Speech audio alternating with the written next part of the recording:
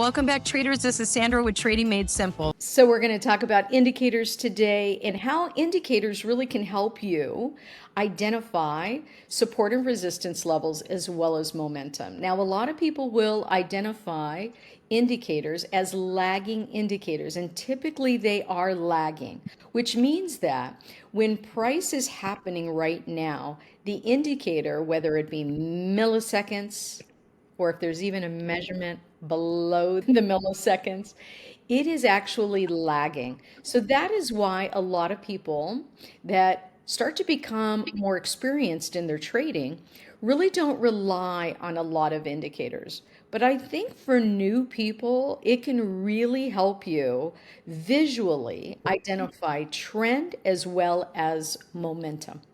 And so that's something that we're going to talk about today before we get into the Q&A. And then I can't wait to take your questions about autopilot. So as you can see here on our chart, we have a couple indicators. Now these indicators really are the kind of the backbone in where I teach people about trend and momentum. So what I've done is basically given you a couple simple indicators to identify that. This right here, this blue line, is the 20 EMA. Now the 20 EMA is basically an estimate of the moving average as it's moving, and it's a little quicker than the simple moving average. And so I like it being a little bit quick because indicators are lagging anyway. So as we can see this 20 EMA on your chart, which is the blue line, when you see price get above the 20, that means in a very simple way that we are bullish. When price gets below the 20, then we are bearish. So this is a simple way to quickly, on any chart, on any time frame, identify the trend in the market right now. So as you can see visually on our chart, we're on a day chart, and you can see that price is well above that blue line. We are bullish. If I were to move this down, let's say that you were looking at a very short swing, maybe 1 to 2 days, and we were looking at an hourly chart, price on SPY, still above the 20, still a bullish trend as far as I'm concerned. You see we're on a 5-minute, so if you were a day trader, you'd be probably looking at a 5-minute, hopefully not a 1 minute. So now as we look at price being right at the 20, right, you could see as a human identifying the chart, hey, wait a minute, on a very small time frame here, we came back to the mean, we're still above that 20. What else could help me identify if we were going to change the trend in this short period of time, or if we were going to continue to rise from here?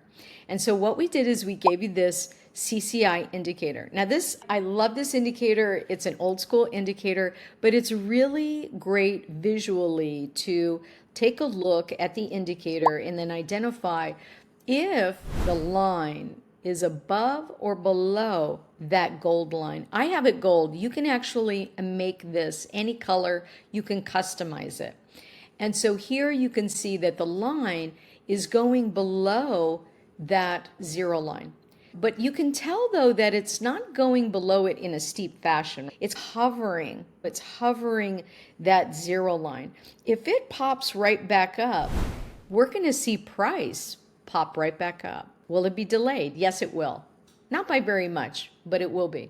And it's a nice indicator to help you identify if momentum is going lower or if momentum is rising higher. And then the steepness of that indicator, right? The steepness of that line can help you see how momentum is really like forcing it up, or are we just basing out? And in here you can see that it's just basing out as it hovers over the zero line.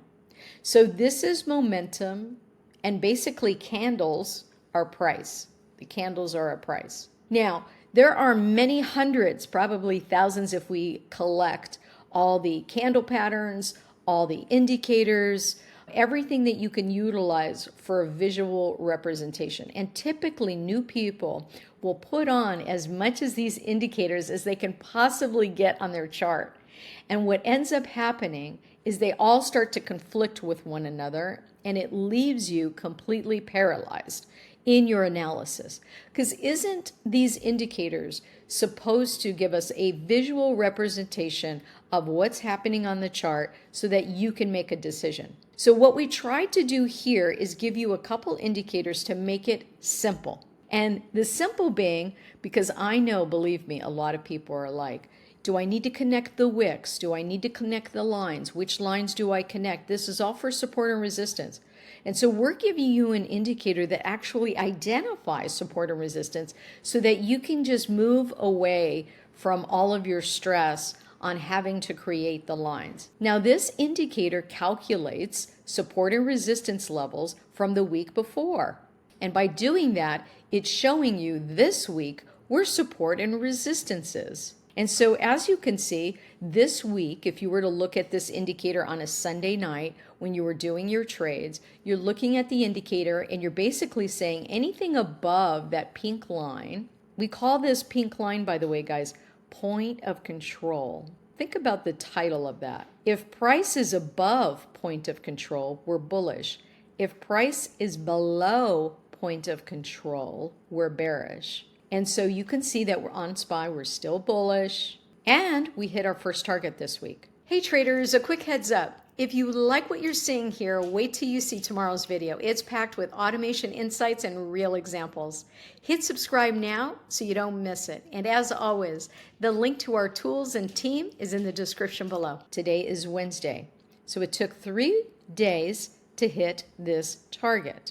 But if you programmed it the way that we taught you, you would have gotten a nice percentage from here, SPY being at 644, let's say 645. If you look all the way to the right, you could see where the little flag is for my thing. It's gray. So that gray price is telling you 644.68 thereabouts. You know me, I like to pad it to get momentum to come through. So I would have just said 645. So from 645 all the way to 654 thereabouts. Nice profit from an option contract, even if you were to buy shares, right? So remember that this system, you can do shares as well as option contracts. We teach you in the options basic course how, basically, what is an option contract, how does it work, and why would you trade it? So we teach you all of that, and we teach you how simple it is. There's a lot of, when you don't know something, things seem complicated. When you know something, you then have experience with it, and it's not complicated. It becomes simple to you.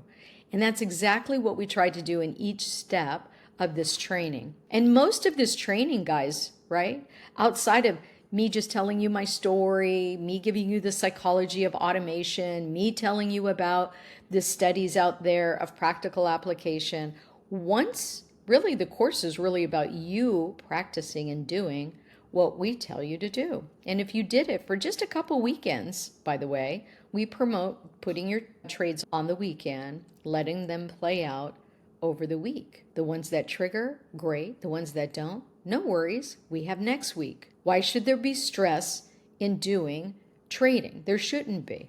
That's the whole purpose of going to automation, is to remove the emotional side, the human side of these actions. We know where support and resistance is. We know where trend is at. And we even prepare you by saying, we want you to put not only calls, but we want you to put puts on as well. Calls for a bullish trade, puts for a bearish trade, because we don't know what the next tweet will bring. We don't know what the next economic news article is going to bring. And so with that, just in case, only takes you a couple seconds, literally, you can put on the opposite trade so that you're protected regardless. If the market moves strong in one direction or another, your automation is going to be making profit. In our scenario here, you would have made profit at the first profit target. Now we give you 3 of them. If I zoom out, you can see that there are 3 targets on the above and 3 targets below. But if you just look left, you can see how many times we hit the second target. Not very often. And that's why probabilities say that typically speaking, you will hit your first target 70% of the time. For the second target and the third target, the probabilities get lower. And the reason is because oftentimes when price hits a support or resistance level, it will pause for a period of time before going to the next level. You ever see price action? We go up, we go sideways, go up, go sideways, possibly down, trend changed, up. There's this ebb and flow is what we call it in the marketplace. An ebb and flow with price action. Knowing that helps you. Also knowing that, just being able to identify, well, above the line we're bullish, below the line we're bearish, but I'm still going to put in a call and a put for each trade because it's so simple to do and it doesn't take a lot of time. And it protects you when all of a sudden on one day during the week, we slam down and gap down. Look at that. It could provide you an additional income source that way. So I do recognize that a lot of people don't want to create an automation for the opposite time. Let's say that 70% of the time, we don't actually use the opposite side of the trade. But when that time comes, you'll be happy that you did it.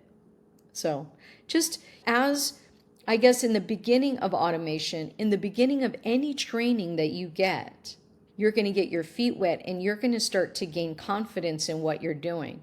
You get to then decide, you're an independent trader, on how you want to trade, whether you want to take Sandy's recommendation and do the put for the trade or not. That's up to you. I'm telling you what we do, and hopefully that helps you create a model of reference going forward. But at the end of the day, once you learn the information, you get to do whatever you want to do, right? So I hope that helps you to identify how indicators are lagging, how we used a very simple indicator so you don't have to overanalyze price action. You could just see, number one, where the trend is. You could see this week where point of control is. And as a beginner trader, even if you've never traded before, this simple concept that when price is above the 20, when it's above that pink line, POC, which is point of control, we're bullish. If we're below it, we're bearish. Where's momentum going to take us within that time frame of this week? We're doing it weekly. I know clients that don't want to go to their computer every week. They'd rather go 2 weeks out, and they do that, and that's okay too. So we give you the initial framework. You get to then get into it and see if this suits your lifestyle as well as your trading behavior. If not, you can adjust accordingly.